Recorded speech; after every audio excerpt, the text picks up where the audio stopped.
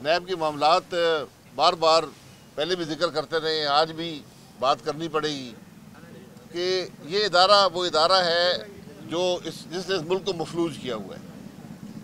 और आप ये देख लें कि आज ये 5वां साल है ये केस चल रहा है। इस अदालत में हम आते हैं और यहाँ कुछ भी नहीं होता। और मैं बार बार ये कहता हूँ कि इन अदालतों में कैमरे लगाएं और पाकिस्तान के अवाम को दिखाएं कि जो नाइंसाफ़ी इन अदालतों में होती है उसकी कोई नज़ीर किसी भी अदालती तारीख में नहीं है। आप यहाँ अभी अंदर जाएं, आपको सीनियर अफसरान हुकूमत के मिलेंगे, कारोबारी हज़रात मिलेंगे जो 5-5, 8-8, 10-10 साल से यहाँ पर इंसाफ के तलाश में बैठे हैं। बस तारीखें लगती हैं और मामला ख़त्म हो जाता है।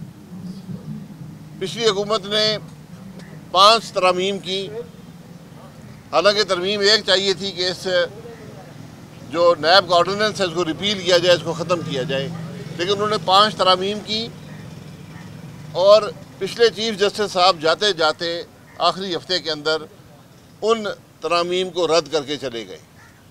यानी जो पार्लिमान ने कानून बनाया था, चीफ जस्टिस साहब ने बेंच अपनी मर्ज़ी का बिठाया और कहा कि ये अब मुल्क का कानून नहीं है। मैंने कभी भी ये पिटीशन फाइल नहीं की किसी अदालत में कि हमें किसी तरमीम के तहत रिलीफ मिले। मैं पहले भी ये कहता था कि आप इन केसों को चलाएं। इस अदालत में जो केस लगा है वो केस ये है कि PSO के MD, पाकिस्तान स्टेट ऑयल के MD लगाए गए और वो गलत लगाए गए। तो अब हम इंतज़ार कर रहे हैं कि कोई आदमी आकर अदालत में ये कहे कि क्या गलती हमसे हुई है। 4 हम हज़रात हैं और पिछले ये 5वां साल है कि हम इन अदालतों में फिर रहे हैं। तो इंसाफ का तकाजा कहाँ गया, इंसाफ कहाँ गया, ये आज किसी को नज़र नहीं आता। ये बदनसीबी है। और जब आज के अफसरान इन अफसरान की हालत देखते हैं तो कोई शख्स भी काम करने को तैयार नहीं है। इस बात का किसी को एहसास नहीं है। बहुत से जज जब ये केस चल रहा था इन अदालतों से रिटायर होकर चले गए, कोई ट्रांसफ़र हो गए, केस वहीं पड़े हैं। तो मेरा सवाल ये है कि हम सिर्फ ये कहते हैं कि इन केसों को चलाएं, पाकिस्तान के अवाम को दिखाएं यहाँ पर कौन सी करप्शन हुई है, कौन सा गलत काम हुआ है। हमें बार बार अदालत में कहा जाता है कि इस केस में करप्शन कोई नहीं है। तो फिर हुआ क्या है, हमें ये बता दें। ये आज तक कोई बता नहीं सका कि इन केसों की हकीकत क्या है।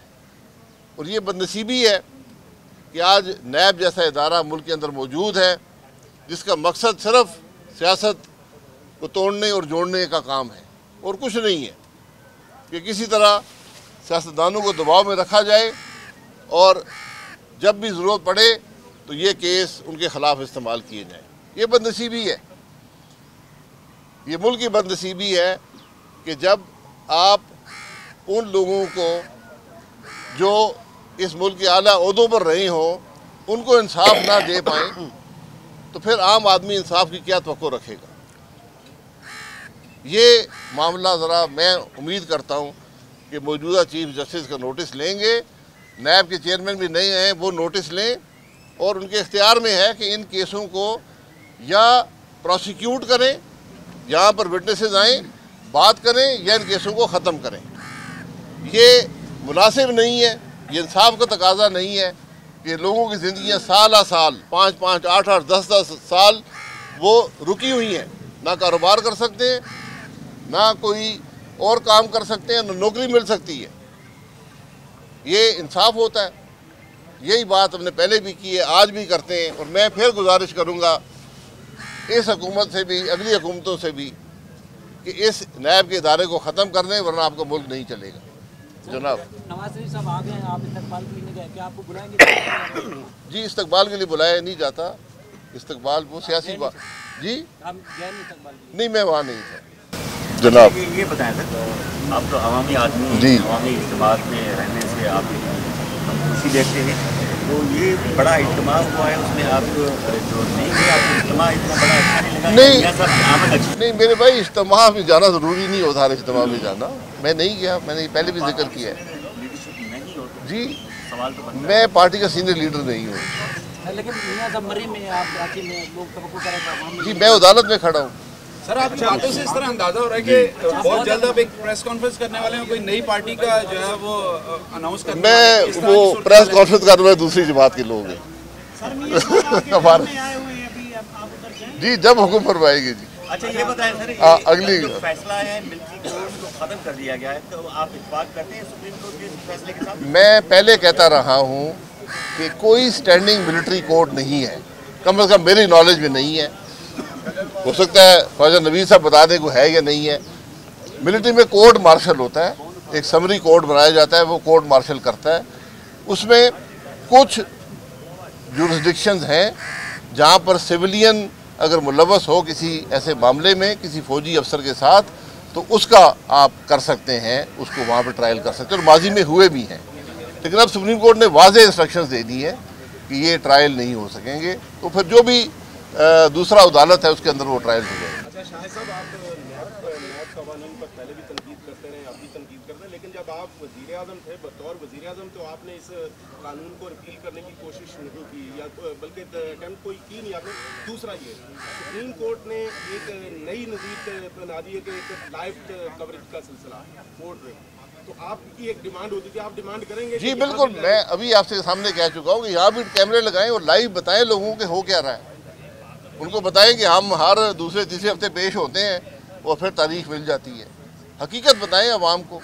और जो नैब की बात है, मैं हमेशा कह चुका हूँ कि इसको कोई एक जमात एक शख्स रिपील नहीं कर सकता, ये कंसेंसस से होगी।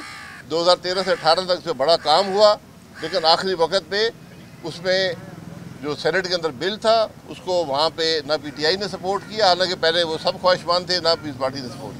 भाई साहब ये बता दें, मियाँ साहब आ चुके हैं, क्या आपका उनसे मुलाकात का इरादा है? नंबर 1, ये आपका सियासी लाएमल आइंदा का क्या होगा? क्या नून लीग के टिकट पर आप इलेक्शन लड़ेंगे? मेरे भाई सियासी लाएमल मैं बता दूंगा। आज सियासत की बात आपने करनी है तो लहदा प्रेस कॉन्फ्रेंस कर लें। सियासी लाएमल ये है कि मैं पहले कह चुका हूँ कि जो मुल्क की मौजूदा सियासत है इसके अंदर मैं इलेक्शन लड़ने का कायल नहीं हूँ, कम से कम 20 दफ़ा कह चुका हूँ। क्योंकि ये जो सियासत है ना, ये इलेक्शन जो है ये मुल्क के को रिलीफ दे पाएंगे। अच्छा सर, ये बताइएगा सोशल मीडिया पे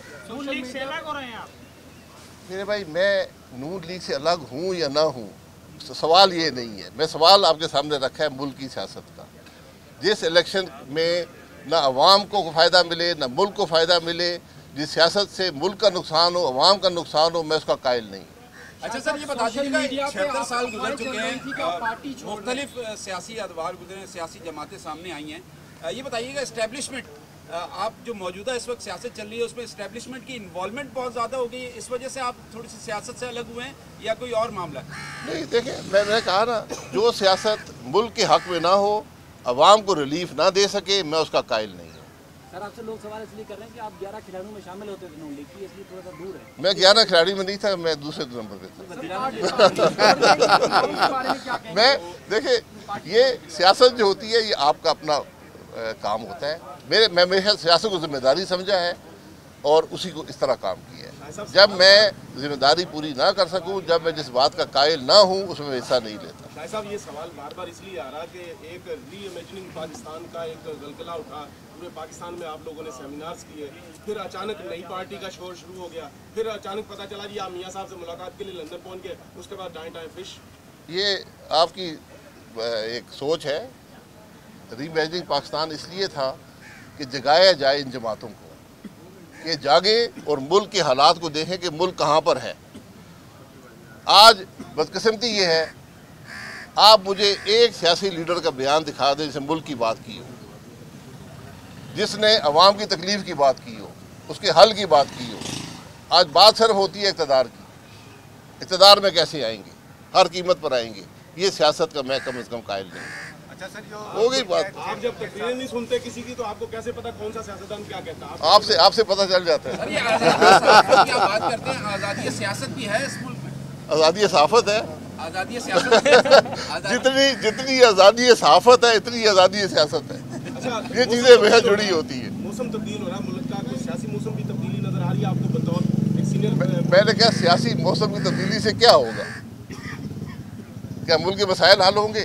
मुझे वो तब्दीली चाहिए जिससे मुल्क के मसाइल हल हो, जिससे अवाम को रिलीफ मिले, ये मुल्क तरक्की करे।